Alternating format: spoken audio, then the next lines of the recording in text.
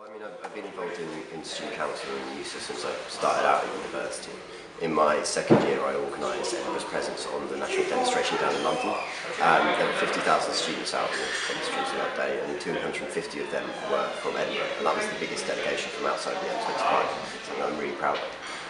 Over the past year, I've been academic services convener. I ran a campaign for more study space at Edinburgh University, and we had a Facebook page that had over 500 likes. And through asking questions on that Facebook page, we were able to put pressure on the university to open up DHT during exam times, to increase the amount of seating on the field floor by 100 seats, and to come up with a strategic plan for study space, which they've never had before. And then over the last semester, I've been running a petition for a freeze to push bus for vet students, and that's gained over 500 signatures. We've just handed that into the university, and it's something that I'm confident that we can win, and if I'm elected as president of Eusa.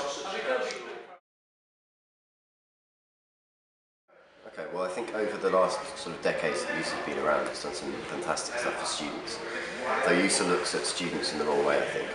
It looks at them as either involved or not involved, and that's sort of elected or not elected. But I think that involvement is so much broader than that. It comes in all shapes and sizes. So whether you've liked a Facebook page about an issue, signed a petition, or been a tutorial or class rep and had it change and helped to change the way that the course is run, and you've been involved and you've helped make a difference. And I think that when Eusa can recognise that, when Eusa can recognise that our power comes not from our relationship with senior management of the university, but from the 27,000 students that make up our membership, I think that's when Eusa can be really powerful. Well, I think that that's something that has happened a lot in previous elections, that people have come up with a wish list of policies, the policies that they think that students really want to see. I think in what my proposal is, we're talking about how we're going to achieve those things, and I think that that's the really powerful thing. And if we can see a shift in Eusa's ethos away from, as we talked about earlier, that involvement versus non-involvement way of looking at it, if we can see a shift that sees all of our 27,000 members as being a part of Eusa, that's something that I'll be really proud of. And it's through showing student support for ideas that we'll achieve things like personal exam feedback from your DOS, better lighting and CCTV across the meadows, and lecture video podcasts in all lectures.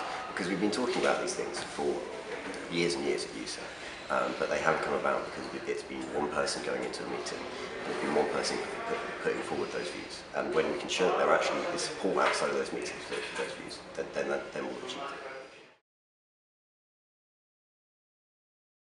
I mean, I think that you can look around the university, and I think that actually something that student politics is often portrayed as is the training ground for future politicians. But for me, student politics is about, if you want more study space in the library, it's student politics that's going to solve that.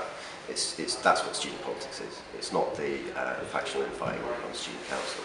Student politics is about making life better at university, and actually a lot of the benefits, a lot of the things that students do enjoy about university have come about through the stuff that Eusa has been able to do. And I think that a lot of the stuff that we'll achieve in the future for students will be in that way as well. Well, I think I'm quite clearly the most experienced candidate in this race. I've outlined that already. James Wood I haven't met yet, but I'm looking forward to meeting him over the course of the campaign. I think he raises some issues that Eusa has. But I think in terms of the race between me and McAsh, McAsh and I have worked closely together. He's a friend of mine, and I respect him as a student rep.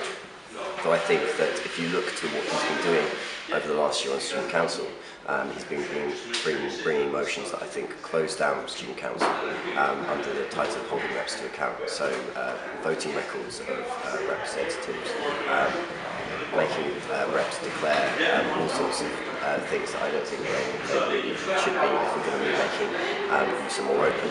And I think that what I can see was different between me and James is that we both show, I think, a different approach to issues. I think James's response is often to pick up a a megaphone and try and organise a protest about an issue. I think that there's a lot of nuance in the issues that we're talking about, and if we can appreciate that, and we can show student support for those nuanced and slightly different issues, and not say that it's a one-size-fits-all solution, that's how we win, and we win big on our campaigns.